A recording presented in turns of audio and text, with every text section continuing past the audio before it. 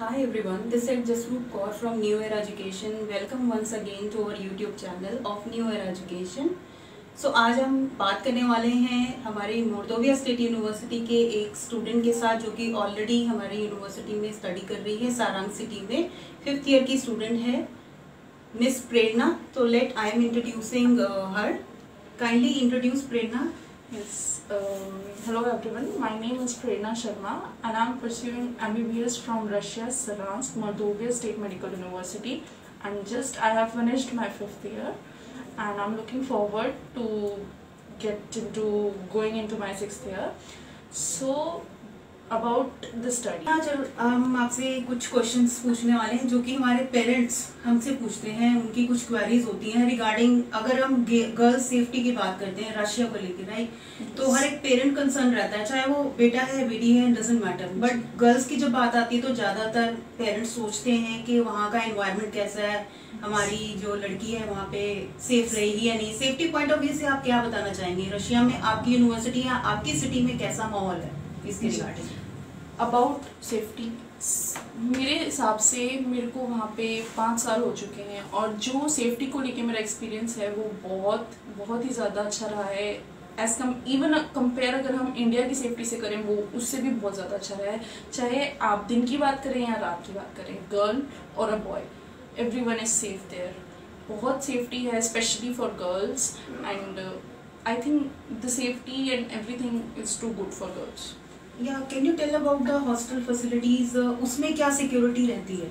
जी, सो hostel में क्या होता है कि जो हॉस्टल है हमारा, उसमें हमारे जो ग्राउंड फ्लोर होता है या फिर डिफरेंट हॉस्टल्स हैं, सबके ग्राउंड फ्लोर पे गार्ड्स होते हैं। उनमें से मोस्टली जो हैं 2 गार्ड्स होते हैं जो कि मोस्टली लेडीज होती हैं एंड इट डिपेंड्स कि चेंज होते रहते हैं daily guards, day shift, night shift, and चाहे दिन हो या रात हो, they all the time they are all aware and we are not allowed to go out of the hostel after 11 at night. And ये हमारी सेफ्टी के लिए ही है एंड अदरवाइज सब कुछ बहुत सही है। हॉस्टल्स के गेट बंद हो जाते हैं और बहुत परफेक्ट है सब। सेफ्टी पर्पज से आप बिल्कुल भी कंसर्न नहीं हो सकते इस बात को लेकर। वन मोर इम्पॉर्टेंट क्वेश्चन जो हमारे पास आता है basically about the syllabus of medical, कि कुछ डिफरेंस है क्या इंडिया या अब्रॉड में जब हम स्टडी करने जाते हैं? तो उसमें कुछ सब्जेक्ट डिफरेंट होते हैं या फिर किस तरीके से वो वहाँ पढ़ाई कराते हैं आपको? जी देखिए, पढ़ाई जो होती है वो है कि फर्स्ट 3 इयर्स जो होते हैं वो होती है थियोरटिकल और जो बाकी के 3 ईयर होते हैं वो little bit theoretical plus majority practicals की होती है। तो जो पहले 3 साल की पढ़ाई है और जो उसका सिलेबस है वो बिल्कुल मैच करता है हमारे इंडिया के सिलेबस से। जस्ट सम सब्जेक्ट्स जो हैं उनका नाम डिफरेंट है, otherwise the topics and the materials everything is same. और बाकी की जो पढ़ाई होती है जो हमारे इंडिया में डेली न्यू जो भी डिस्कवरीज होती हैं मेडिसिन की और जो भी न्यू चेंजेस आते हैं सब्जेक्ट्स में, वो हम लोग वहाँ पे हैंड टू हैंड कवर करते रहते हैं वहाँ के सिलेबस के अकॉर्डिंगली। अदरवाइज जो वो सिलेबस हमें पढ़ा रहे हैं वो मेरे हिसाब से मुझे लगता है कि अगर हम उसे अच्छे से परफेक्टली तैयार करें, पढ़ें, तो that is enough. Okay, thank you Prerna. One more question I just want to ask regarding कि वहाँ पे जो आपकी क्लिनिकल रोटेशन स्टार्ट होती है, राइट?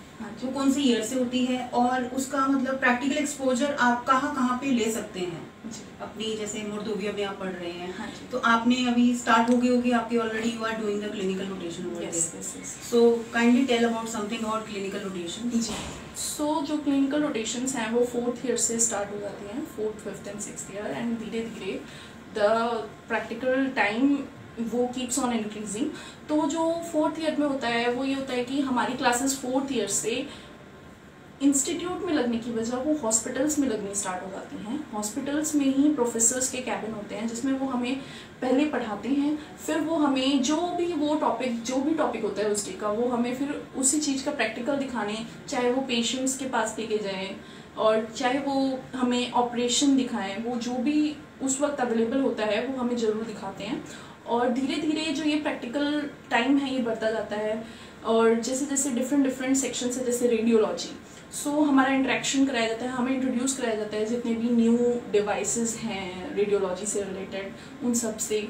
और फिर आते हैं गायनेकोलॉजी, जो भी ऑपरेशंस होते हैं, डिलीवरीज होती हैं या फिर सी सेक्शंस होते हैं, हमें वहाँ पे ले जाया जाता है। एक सेफ्टी डिस्टेंस को मेंटेन करते हुए हमें मतलब देखने को अलाउ किया जाता है सब कुछ। और इसी तरह से काफ़ी डिपार्टमेंट्स हैं जहाँ पे हमको ले जाके काफ़ी कुछ ENT फॉर एग्जांपल ENT के डिपार्टमेंट में ले जाया जाता है हमको, वहाँ के ऑपरेशंस हमें दिखाए जाते हैं। सो प्रैक्टिकल।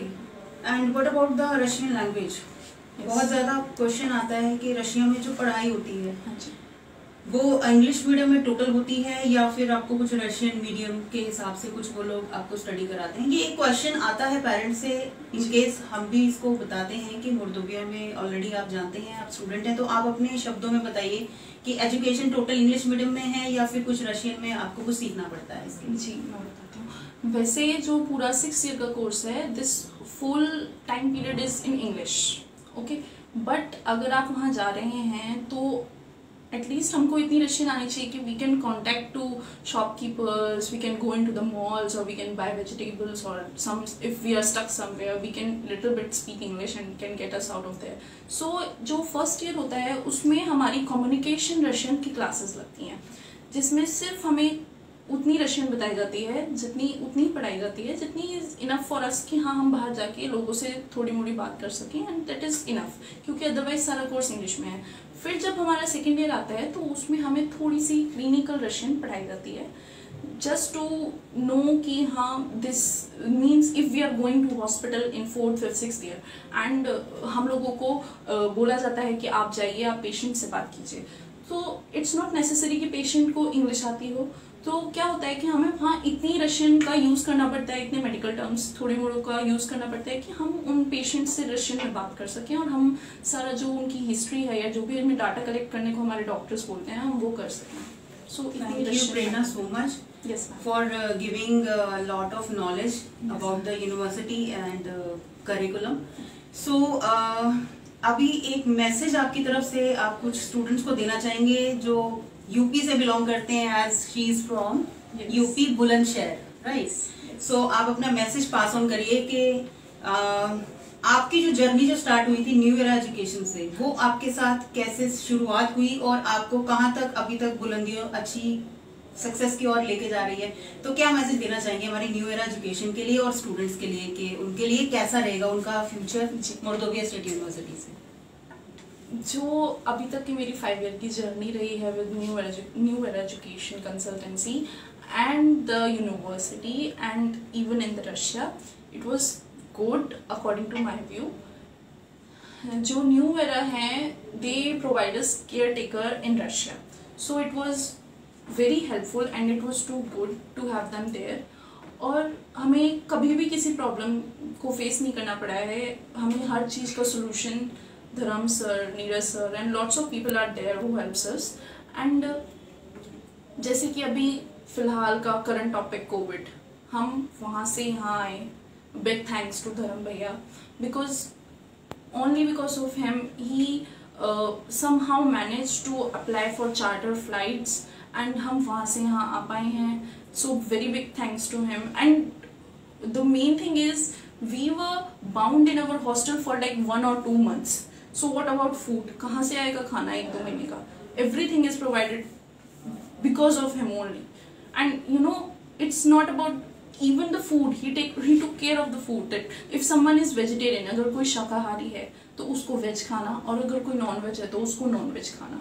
सो आप देख सकते हैं कि इतने हाई लेवल का सपोर्ट, हेल्प मिलना बहुत, it's very incredible, very amazing. So very big thanks to him and my journey was with him and with the new year, it was very good. Okay, thank you Prerna so much.